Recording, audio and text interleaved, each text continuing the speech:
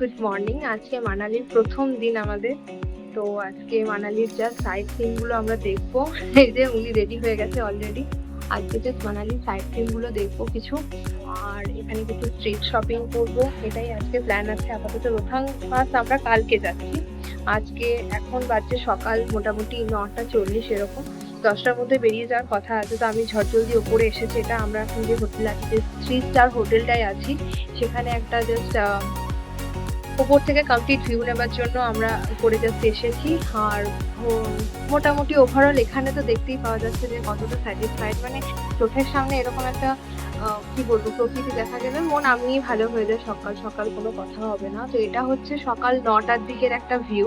আরও যেসব জায়গায় আমরা যাব সে সমস্ত জায়গাগুলো আমরা রেকর্ড করতে থাকবো একে একে, সেগুলোও তুলে ধরবো। এটা জাস্ট আমার আমি যে হোটেল আছি তার সামনের এটা ভিউ। এটাই যদি এত সুন্দর হয়, গোটা মানালিটা কত সুন্দর হবে, শুধু এটাই হচ্ছে দেখার জিনিস। দূরের ওই জিনিসটা আমি একটু ক্লোজ করে দেখানোর চেষ্টা করছি, জানি না কতটা দেখা যাচ্ছে। ওই জায়গাটা, এই যে ওই জায়গাটা পুরো বরফে ঢেকে আছে। কোয়াইট ইন্টারেস্টিং, খুবই ভালো লাগছে দেখতে। আর লেটস সি আজকে সারাদিনটা কেমন যায়। চলো দেখা হচ্ছে।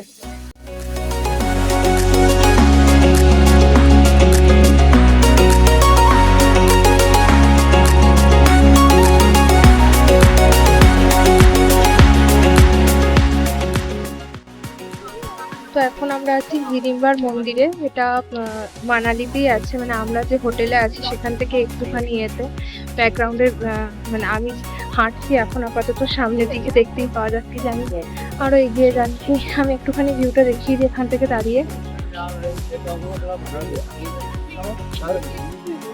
এই যে থরে থরে দর্শনার্থী রয়েছে এখানে প্রচুর পরিমাণে।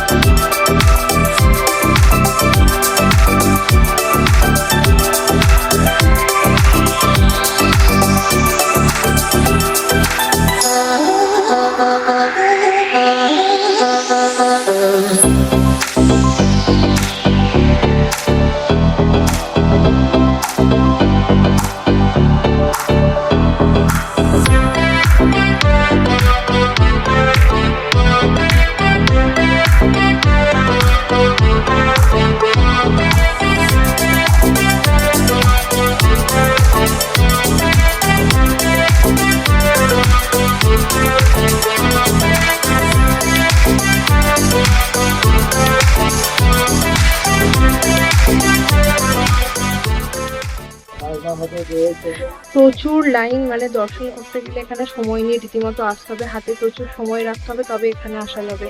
যাই হোক, চলো এগিয়ে যাওয়া যাক, দেখা যাক এখানে আর কি কি রয়েছে। এই যে কস্টিউম পরে এখানে ছবি তোলা, it's become a tradition somehow, and সবাই এটা করছে। আমি একটা খরগোশ ধরে একটা ছবি তুলেছি, বেশ ভালো লেগেছে।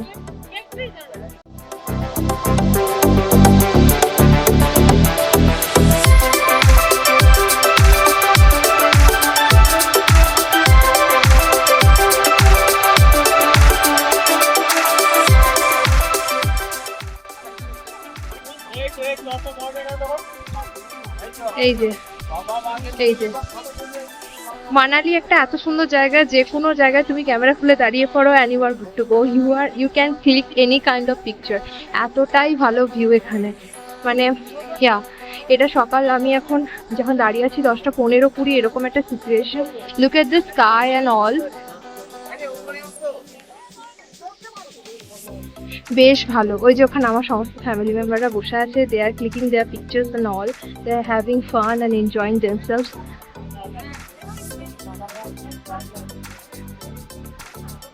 আমি যতটা পারছি আমার মতো করে কভার করার চেষ্টা করছি। যাই হোক, এই যে আমি আরেকটা শট দেখি যে এখান থেকে, এই যে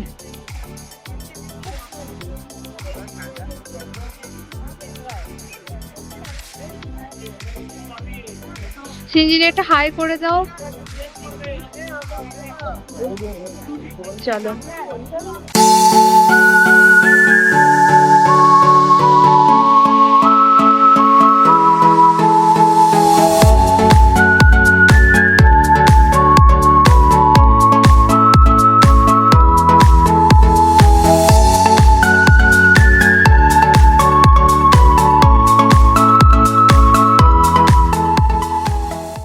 মন্দিরের এক্সিট গেটের বাইরে দিয়ে বেরিয়ে কিছু দোকান দেখতে পেয়ে গেলাম, যেখানে কিছু ভ্যারাইটি রকমের হোম ডেকোরেটিভ জিনিসপত্র ছিল।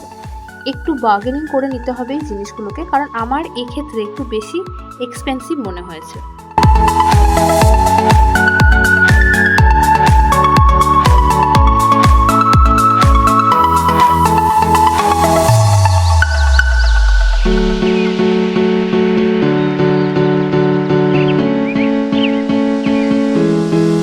মন্দিরে প্রবেশের আরেকটি রাস্তা ছিল এটি।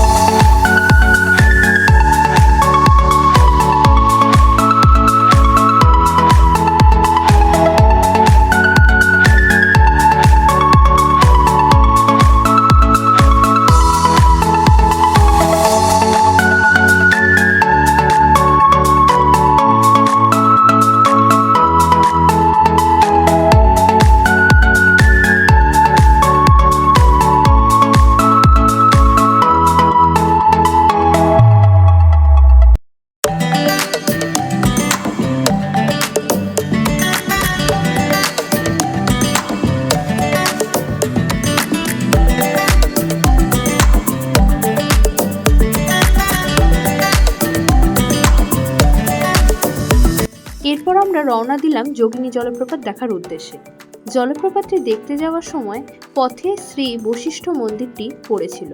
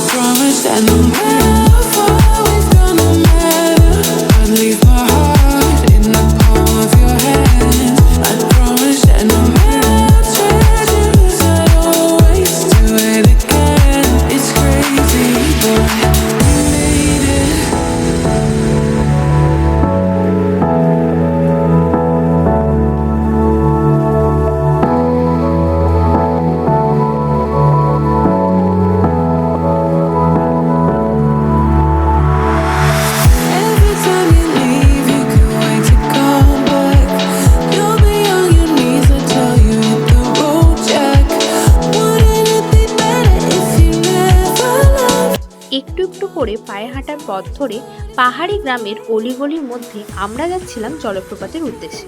আর যত এগিয়ে যাচ্ছিলাম আমরা, চারিদিকে সিনিক বিউটি ততই বেড়ে চলেছিল। আরও কিছুটা হাঁটার পর পাইন জঙ্গল পেরিয়ে অবশেষে দেখা মিলল জলপ্রপাতে। তারপর সেখানে গিয়ে কিছু ছবি তুলে আর একটু জল নিয়ে খেলে অপূর্ব সুন্দর একটা সময় কাটালাম আমরা।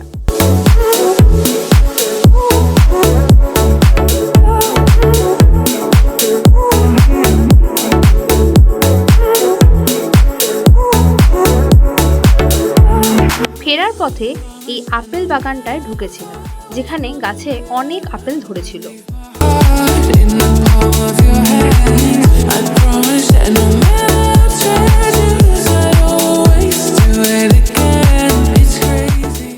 জলপ্রপাত দেখে, আপেল গার্ডেন দেখে আমরা মানালির মল রোডের কাছে একটি মনেস্ট্রিতে গেলাম, যেটার নাম ছিল হিমালয়া নেইমাপা বুদ্ধিস্ট মনেস্ট্রি। এই মনেস্ট্রিটি মল রোডের কাছেই অবস্থিত। বৌদ্ধ মঠগুলোর মধ্যে এটি হচ্ছে একটি অন্যতম এবং প্রাচীনতম। বৌদ্ধ মঠগুলি ছিল হলুদ, সাদা এবং লাল রঙের, আর দেখতে লাগছিল অপূর্ব সুন্দর।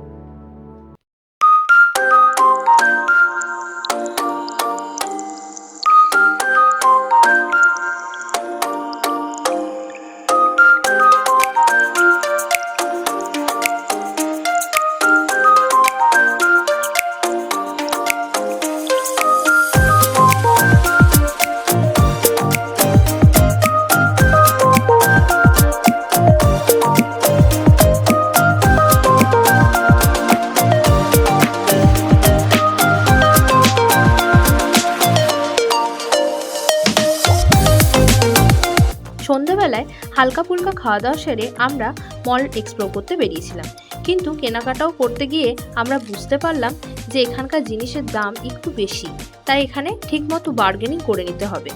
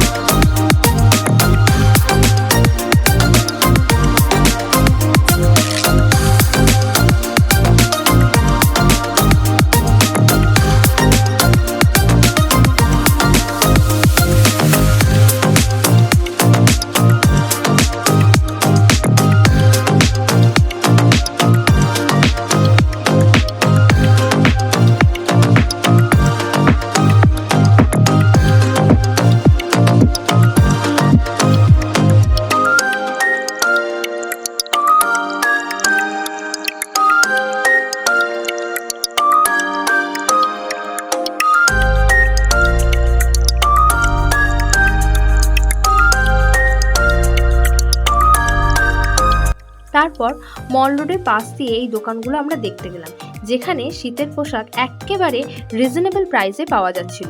যাই হোক, আজকে এই পর্যন্তই। দেখা হবে নেক্সট ব্লগে। ভিডিওটি যদি ভালো লেগে থাকে তাহলে লাইক, শেয়ার এবং কমেন্ট করতে একদম ভুলবেন না, and subscribe to my channel টুরাটাইস।